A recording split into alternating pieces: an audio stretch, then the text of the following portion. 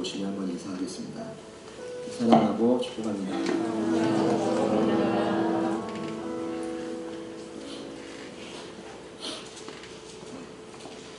두 사람이라는 제목으로 요한복음 강의 53번째 말씀 나누겠습니다. 오늘 함께 읽으신 본문은 예수님의 장례를 기록하고 있습니다. 이는 이 땅에 오신 예수님께서 명확히 죽으셨다는 사실을 역사적으로 입증하는 것입니다.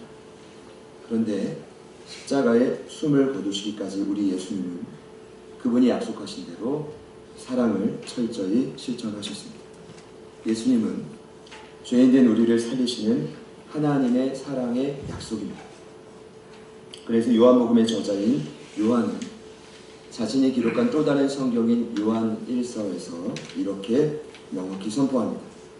사랑은 여기 있으니 우리가 하나님을 사랑한 것이 아니요 하나님이 우리를 사랑하사 우리 죄를 속하기 위하여 화목제물로 그 아들을 보내셨습니다. 사랑하는 자들아, 하나님이 이같이 우리를 사랑하셨은즉 우리도 서로 사랑하는 것이 마땅하도다. 십자가에 달리시기 직전까지도 예수님은 그 사랑을 직접 보여주셨습니다. 몇 차례 말씀드렸지만 제가 지난 한 주간 큐티 본문을 묵상하며 다시 느낀 것이 있습니다. 예수님은 함께한 제자들을 포기하지 않으셨습니다. 끝까지 사랑하셨습니다. 자신을 은 30개에 판 바로입니다. 은 30개면 1200만 원. 결정적인 순간 1200만 원과 스승의 삶을 바꾼 것입니다. 그리고 자신을 버리고 배반할 여러 명의 제자들을 끝까지 설득하시고 돌아올 것을 원하셨습니다. 그리고 그분은 십자가 위에서도 그 사랑을 지속적으로 실천하셨습니다. 지난주에 말씀드린 것처럼 예수님 양옆에 강도가 2명 있었죠.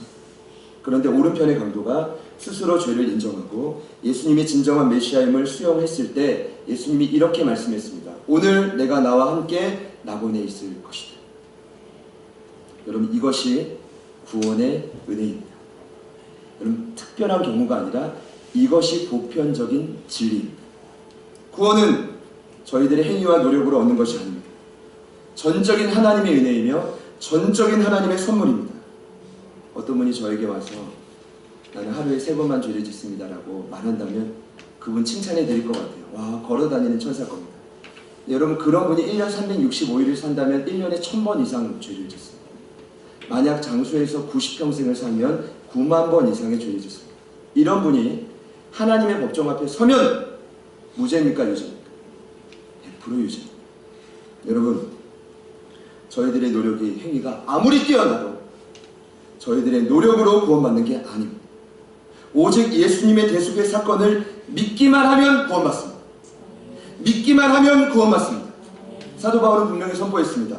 내가 복음을 부끄러워하지 아니한다. 이 복음은 모든 믿는 자에게 구원을 주시는 하나님의 능력이다. 여러분, 여기서 말하는 믿음이 무엇입니까? 원문 그대로 보면 복음을 들은 자가 하는 전인적인 반응. 여러분, 이렇게 이해하시면 쉬워요. 여러분이 복음을 들었다면 머리로 이해하시고 생각하시고 감정으로 느끼시고 의지적인 표시만 하면, 쉽게 말씀드리면 지정의를 통해 반응만 보이면, 복음으로 이해하고 느끼고 의지적인 작은 표시만 하면 구원받는다는 것입니다. 사도 바울이 로마서 10장에 이렇게 또 말했습니다. 너희가 복음을 들었다면 마음으로 믿어 의에 이르고 어떻게 돼 있죠? 입으로 시인하여 구원에 이른다. 저희 기초 양육반 2주차 암송구절.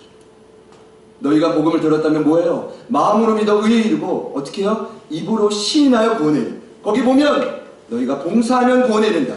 너희가 성경의 지식이 많아지면 구원에 이른다. 어디 가서 11조 많이 하면 구원에 이른다. 아니요. 전도하면 구원에 이른다. 아니요. 어떻게 하면 돼요? 복음을 들었다면, 마음으로 느꼈다면 뭐만 하면 돼요? 입으로 따라하기만. 너무 쉬워요? 너무 쉽습니까? 그렇지 않습니다. 현장에서 전도하다 보면 끝까지 입으로 따라하지 않는 분들이 있어요. 구원받지 못해요. 사실 이 은혜가 이미 저와 여러분에게 있는 줄 믿습니다. 여러분, 물론 믿는다라는 것은 동전의 양면처럼 회개를 전제합니다. 이 니고데모가 밤에 예수님을 찾아가지 않았습니까? 그때 예수님이 거듭남의 비밀을 가르쳐 주십니다. 물과 성령으로 나지 않으면 하나님 나라를 볼 수 없다. 여러분 간단합니다. 예수의 피로 이제까지 죄가 씻겨지고 떠나간 성령이 우리 안에 들어오는 것, 그것이 거듭남인데 이와 같은 사람의 특징을 한 가지 말합니다. 바람이 어디서 불어와서 어디로 가는지 모르는 것과 같다. 여러분 이게 무엇입니까? 여러분 바람을 예측할 수가 없습니다. 동에서 불어와서 서로 가는지 남에서 불어와서 북으로 가는지 알 수가 없습니다. 마치 구원받은 자의 삶은 이렇게 변화된다는 것입니다. 왜요? 떠나간 성령이 우리 안에 내주하시면 세상 사람과 다르다는 것입니다. 이 정도 힘들고 어려움 포기하고 누군가를 원망하고 미워하는 게 세상 정상적인 이론이지만 예수를 믿는 자들은 다르다는 것입니다. 바람이 어디서 불어와서 어디로 가는지 모르는 것처럼 예측 불가한 삶을 살 수 있다는 것입니다. 그럼 이게 변화죠. 갈등입니다. 여러분 믿는 자의 삶에는 사람마다 차이가 있을 수 있습니다. 적게는 때로 많게는 그러나 반드시 이와 같은 변화가 따르게 되는 거죠. 여러분 중요한 건 오늘 이 강도가 그 순간 예수를 영접하고 구원받은 거죠. 구원은 하나님의 전적인 은혜임을 믿으시기를 축복합니다. 제가 말씀을 준비하면서 이런 분은 있을 수 있다고 생각됩니다. 뭐냐면 여러분들 중에 오른편 강도가 너무 얄미우신 분들이 있을 겁니다. 없어요? 속상하신 분들 없습니까? 나도 실컷 죄 짓고 살다가 나도 마지막에 저렇게 예수 믿겠다고 낙원에 갈 겁니다. 여러분 속상해하지 마십시오. 사단이 주는 마음입니다. 이미 그런 마음이 있는 분들은 이미 그 신앙이 교만과 자기 자랑으로 가득 차 있을 것입니다. 왜냐? 여러분 구원은 물론 이해는 됩니다. 제가 이번에 어디 모임에 가서 이제 어디 강의 파트를 한 주를 맡았는데 바로 앞전에 강의하시는 분이 이 창조과학기 수장이신 김영현 박사님 이런저런 이야기하고 잠도 같이 자면서 교제했는데 그분이 그러세요. 구원받은 자 안에 주신 성령을 쉽게 비유하면 10cm 자와 같아요. 그러니까 이 자아를 넘어가는 모든 죄악에 성령이 항상 이 제동을 건다는 거예요. 얼마나 불편합니까?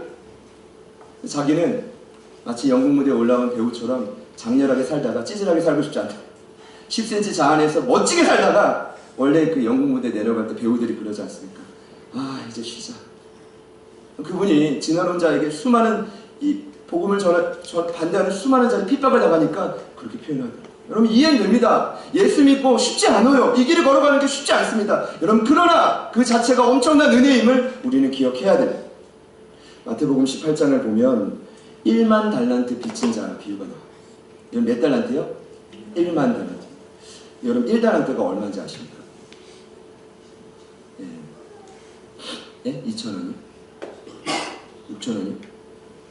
1달란트는 성경에 6,000데나리온 1데나리온이 얼마냐면 로마 군인의 하루 노동 품삯입니다. 10만.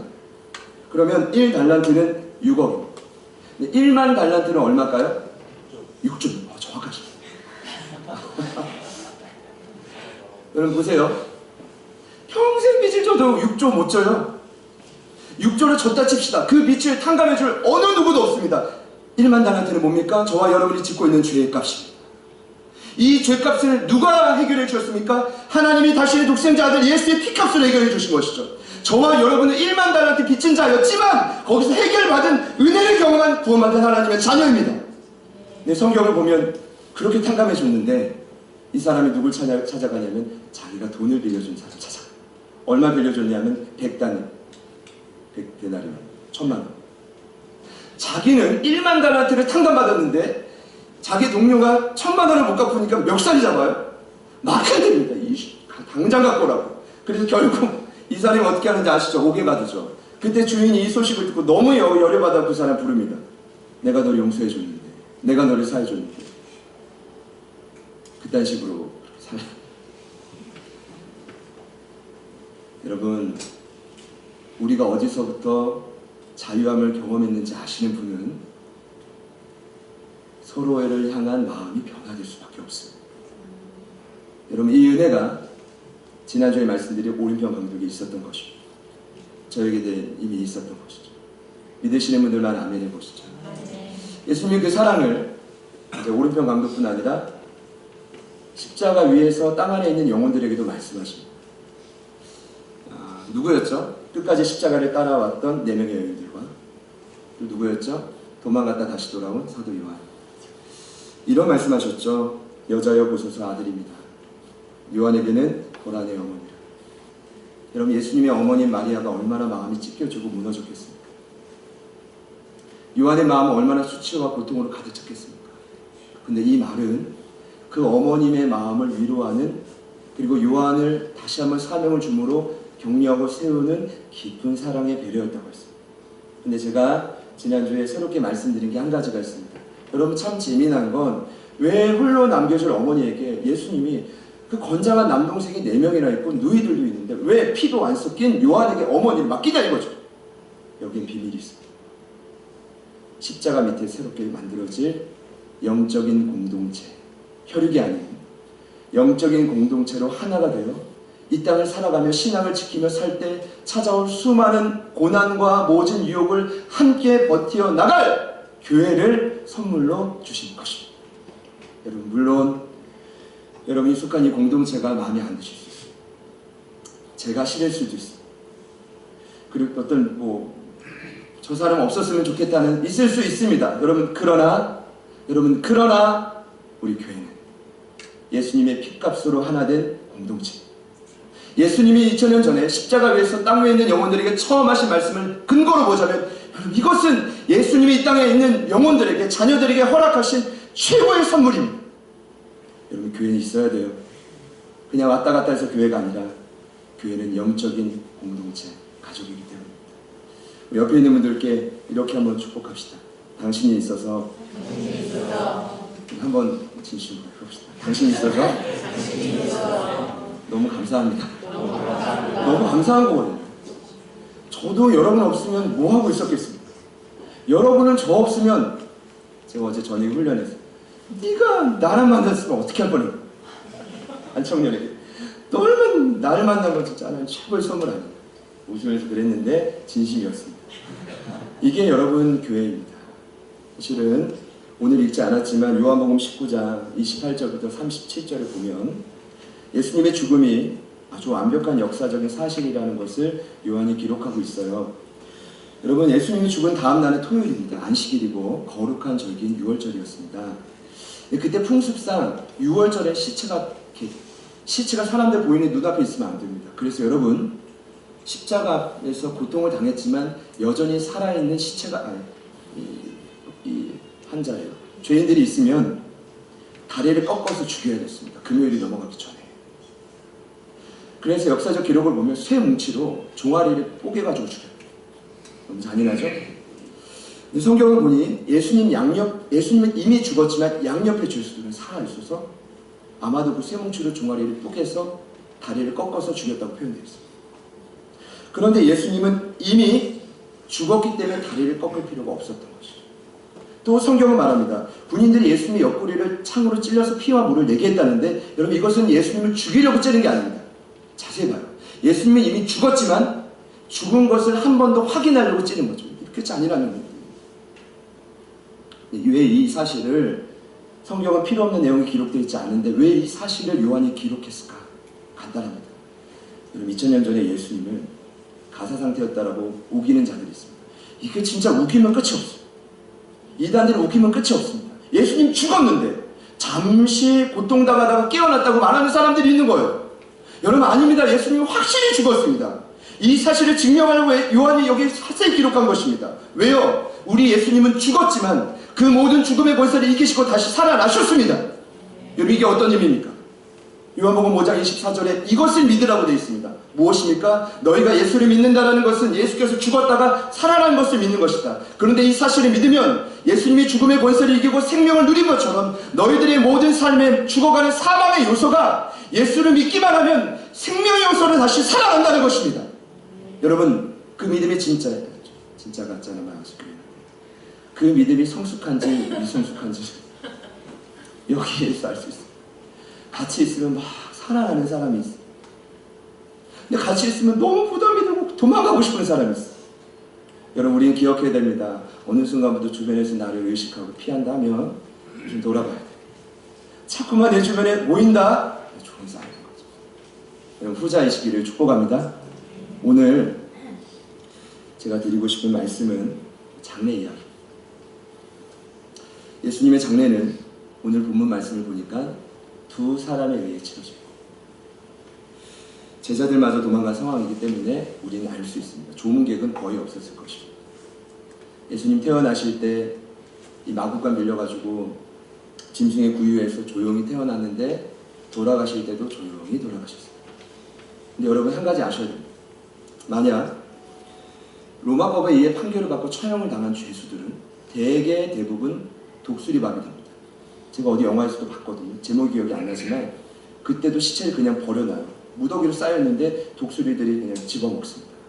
그런데 이것을 볼 수 없었던, 그렇게 비참하게 시체가 뜯기는 것을 볼 수 없었던 두 사람, 오늘 말씀에 나온 아리마대 사람 요셉과 니고데모가 갑자기 등장해서 예수의 시체를 가져와서 유대 관습에 따라 정중하게 장례를 치러드립니다.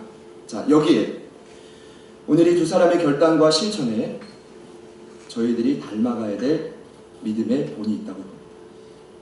왜냐하면 요한복음이 기록된 목적은 생명을 누리는 믿음의 본을 보여주는 거죠. 사실은 삶의 모습밖은 강력한 메시지가 없거든요.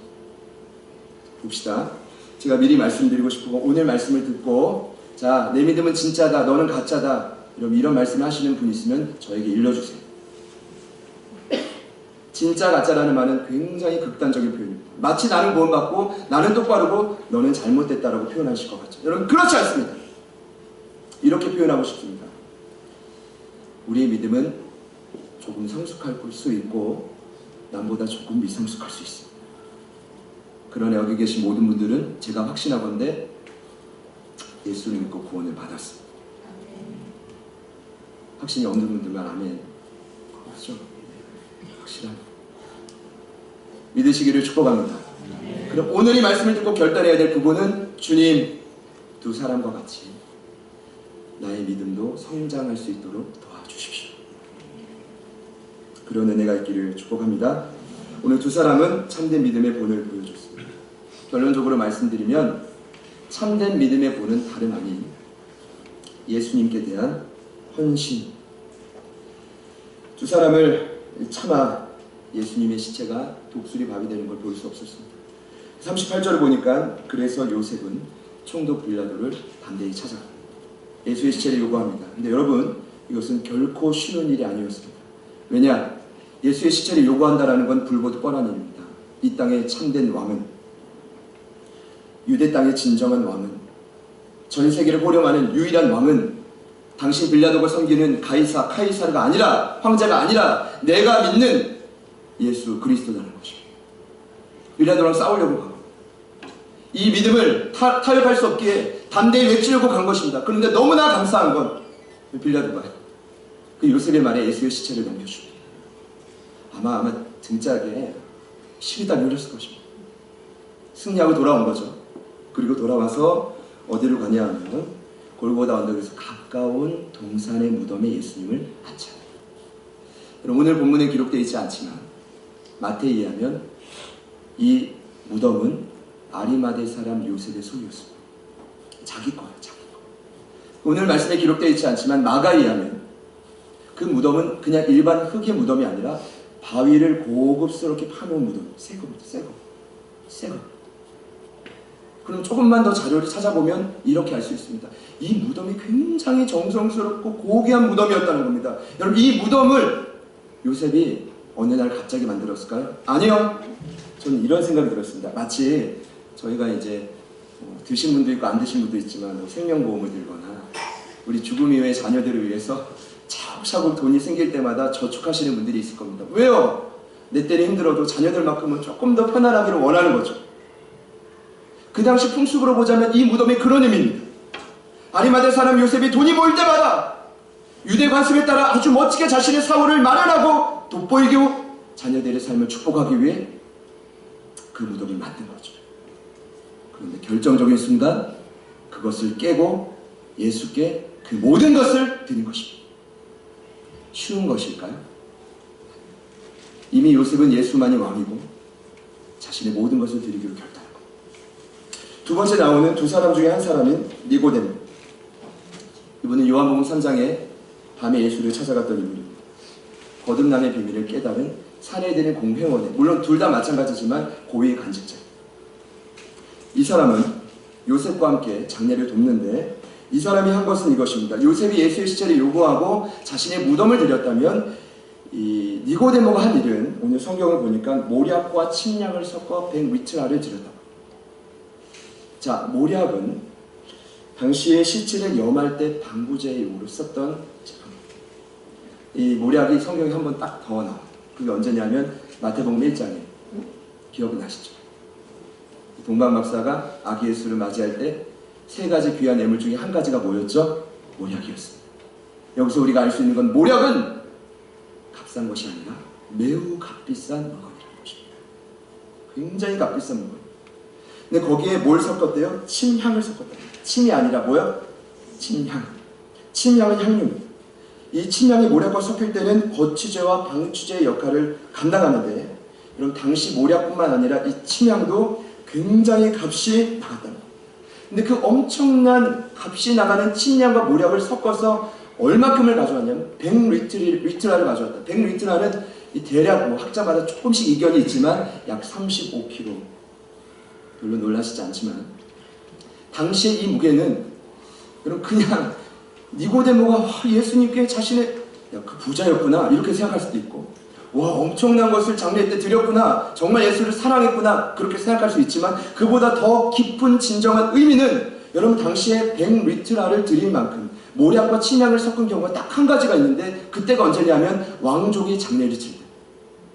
그러니까 니고데모는 죄수의 신분으로 예수님께서 저 중앙에 달려 철저하게 비난받으며 죽었지만, 니고데모의 눈으로 봤을 때는 예수님이 이 땅의 유일한 왕이다라는 것이죠. 그러니까 그분이 비록 죽었지만 내가 저분을 왕족의 장례와 같이 모시겠다라는 것입니다. 끝까지. 요셉과 동일한 것입니다. 그럼 오늘 말씀의 결론은 간단합니다. 결정적인 순간 이 두 사람이 헌신을 통해 믿음을 표한 것처럼 우리도 그렇게 살아야 된다 라고 저도 생각했습니다. 이렇게 제가 생각해 봤거든요. 성령님이 주시는 마음이, 야 결론이 진짜 무지하다.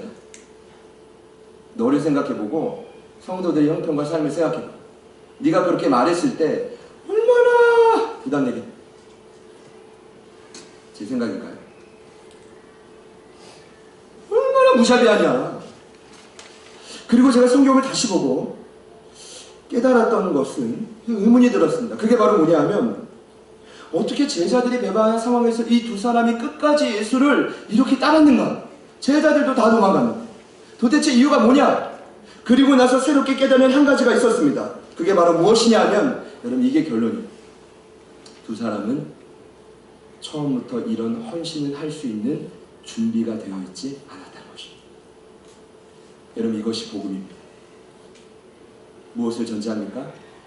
오늘 저와 여러분도 때론 준비가 되어 있지 않아도 언젠간 때가 되면 두 사람과 같이 예수님을 따라갈 때가 온다는 것입니다.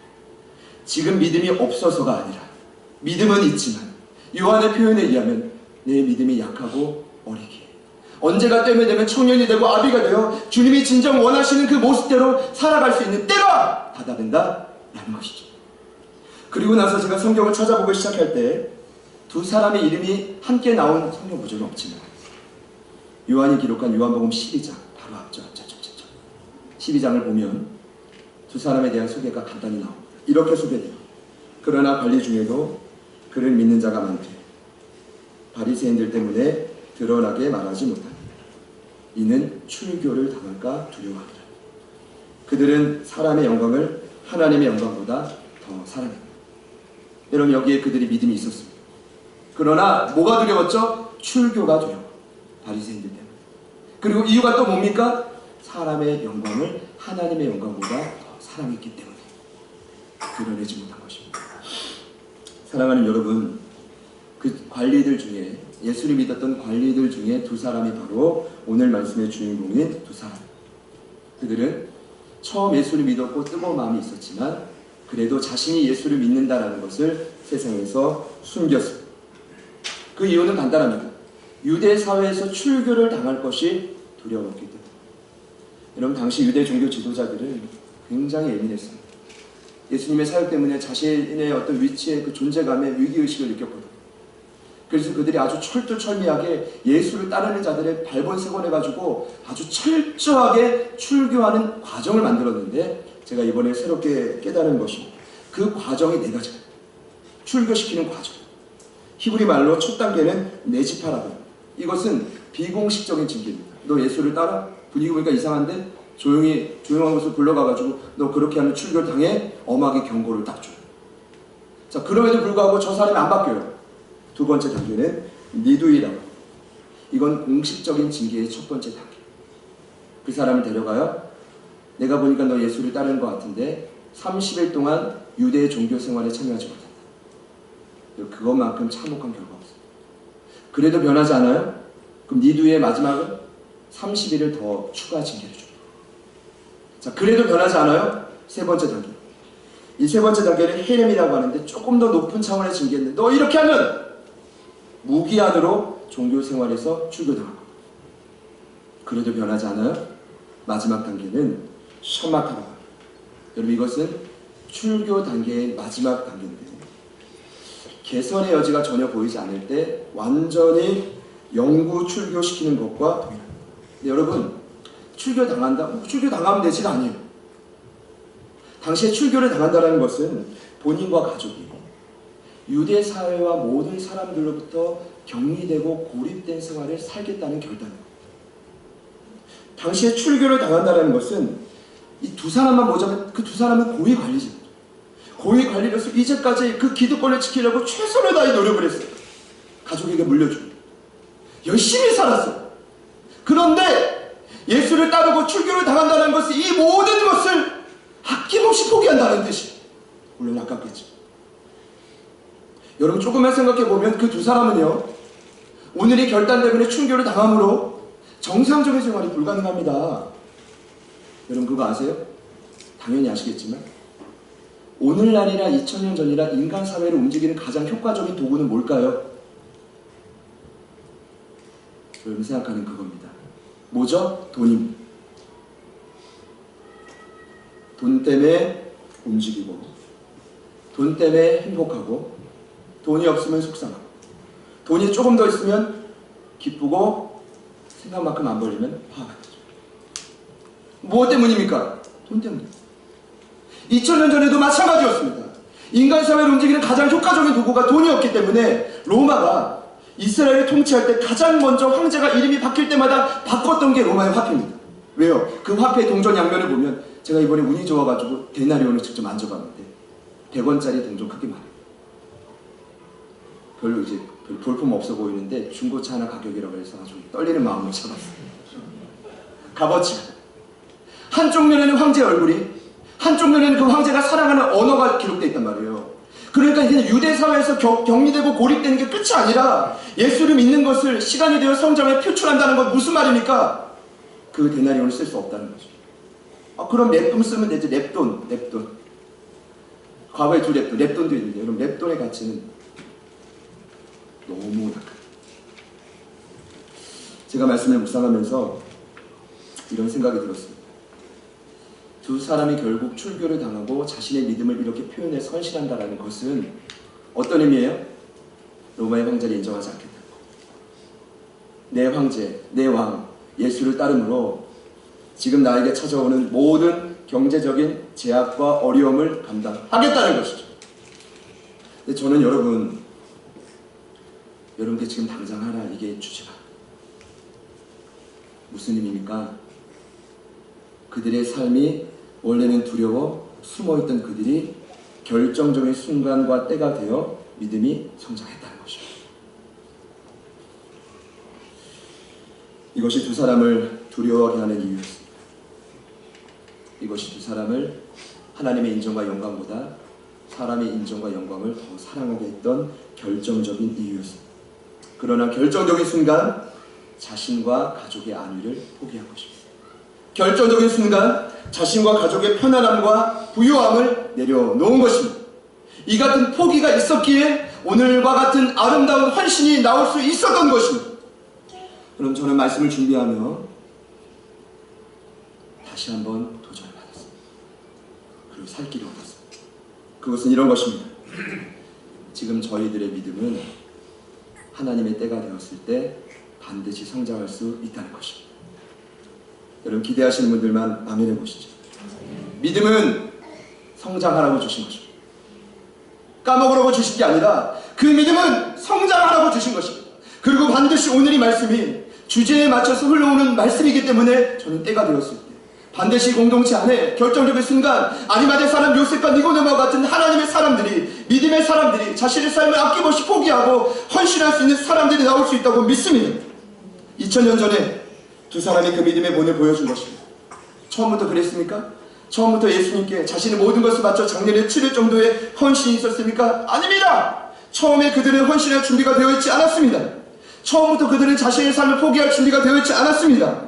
그러나 시간이 갈수록, 예수님을 알면 알수록, 말씀을 제대로 깨달으면 깨달을수록 자신의 삶에 많은 갈등과 번민과 아픔이 있었을 것입니다. 그 과정을 통해 결정적인 순간 예수를 선택하는 기적이 일어난 것이죠. 사랑하는 여러분, 오늘 저와 여러분의 삶에도 이와 같은 충분한 변화가 일어날 수 있다고 저는 믿습니다.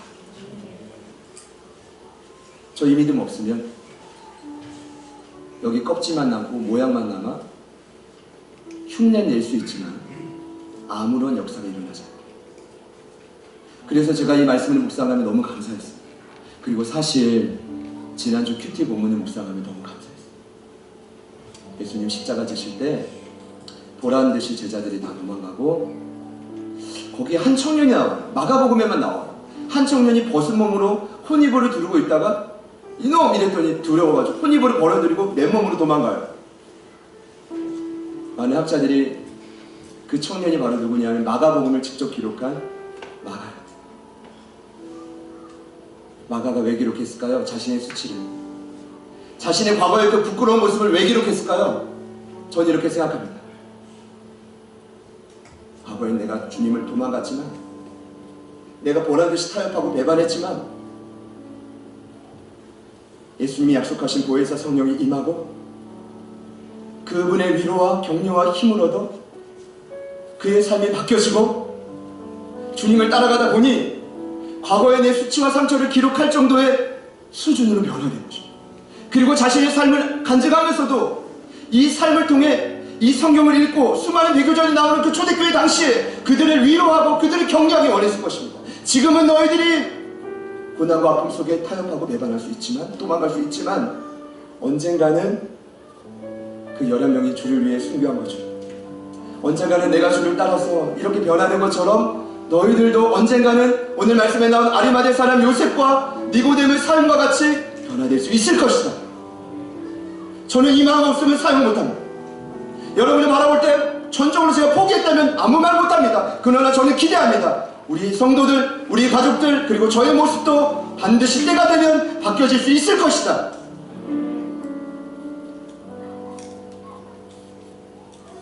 기대하시죠? 지금은 도망가도 언젠간 주를 따라갈 것입니다. 도망가는 분들께 조용히 찾아가서 너 구원 받았어? 이런 분들이 있으면 저에게 일러주십시오. 그럴 수 있다. 저도 그랬고 여러분도 그랬고 수많은 믿음의 선배들이 그랬단 말입니다. 이제부터 그 두 사람에게 없었던 성령이 우리 안에 함께 있죠? 우린 결론과 근거를 다 알고 있죠? 얼마든지 주를 위해 포기하고 헌신할 수 있습니다. 성령께서 오늘 저와 여러분에게 주시는 분명한 계명이 있을 것입니다. 두 사람, 그 두 사람의 변화의 과정을 생각합니다. 우리에게도 동일하게 역사하여 주십시오. 우리에게도 동일하게 역사하여 주십시오. 우리에게도 동일하게 역사하여 주십시오. 우리도 변화될 수 있습니다. 같이 한번 찬양하고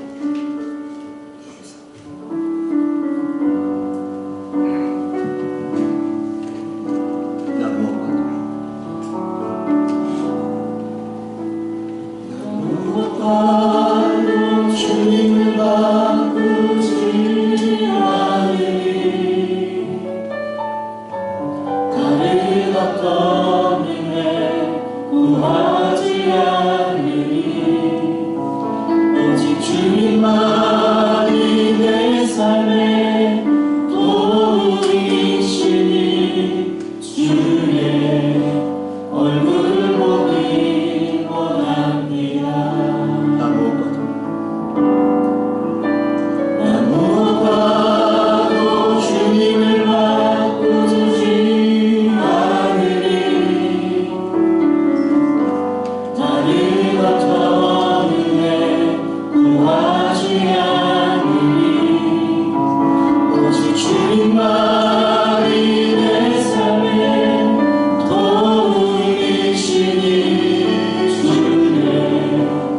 얼굴 보기 원합니다. 주님 사랑해요.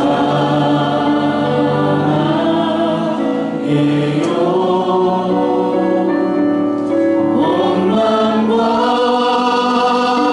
정성 다해 하나님의 신실한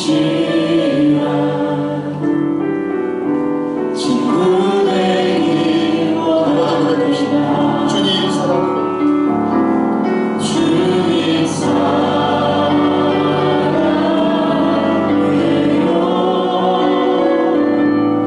온 마음과 정성 다해 하나님의 신실한 친구 되길 원합니다. 함께 기도합시다. 하나님, 아직 제 마음은 세상에서 출교를 당할까 두렵습니다. 하나님, 아직 제 마음은 하나님의 영광과 인정보다 사람의 영광과 인정이 더 사랑스럽습니다. 하나님, 아직 제 마음은 이 두 사람과 같이 포기하고 헌신할 준비가 되어 있지 않습니다. 그러나 주님, 오늘 이 말씀에 약속하셨던 것처럼 또 우리에게 성령의 보혜사 성령을 약속하셨던 것처럼 우리도 그 성령님을 의지하며 이 말씀을 기억하며 우리의 고장나고 나약하고 타협했던 우리의 모든 믿음이 어느 순간이 되면, 결정적인 순간이 되면 아리마대 사람 요셉과 니고데모처럼 아름다운 포기와 헌신의 모습으로 주변에 있는 모든 성도들을 살리며 세워갈 수 있는 믿음이 될 줄 믿습니다. 그렇게 될 줄 믿습니다. 그리고 우리 내 옆에 있는 우리 사랑하는 이웃들인 우리 제자들 교회 가족분들의 삶이 그와 같이 변화될 줄 믿습니다. 주님, 우리 안에 정죄고 판단했던 누군가를 미워하고 싫어했던 마음을 다 용서하여 주시고, 하나님, 먼저 나의 고장난 믿음을 고쳐주십시오. 먼저 나의 고장난 믿음을 고쳐주십시오. 내 안에 변화가 일어날 때 나는 종이 내 주변에 동일한 역사가 일어나게 될 줄 믿습니다. 주여 도와주십시오. 우리 모여서 성령의 능력을 의지하면서 주님 이 말씀을 내 삶에 이루어 주십시오. 결정적인 순간 주를 따르는 주님의 확실한 자가 되게 하여 주십시오. 우리 주님 이름 부르시고 우리가 간절히 한번 기도하며 나아가겠습니다. 기도합시다. 주여,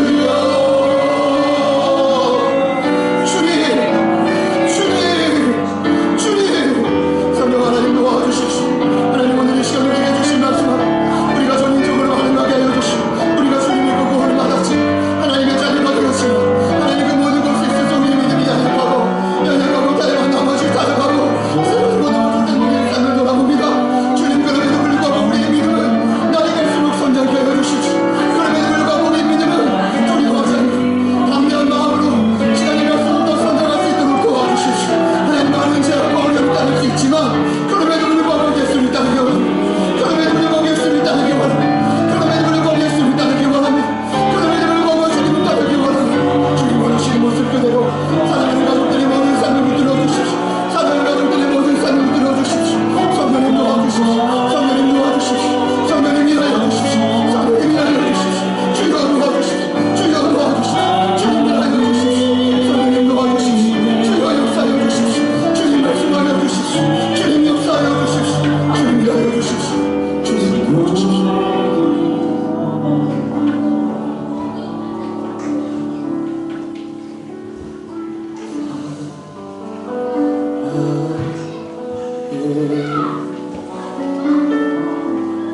온 마음과 정성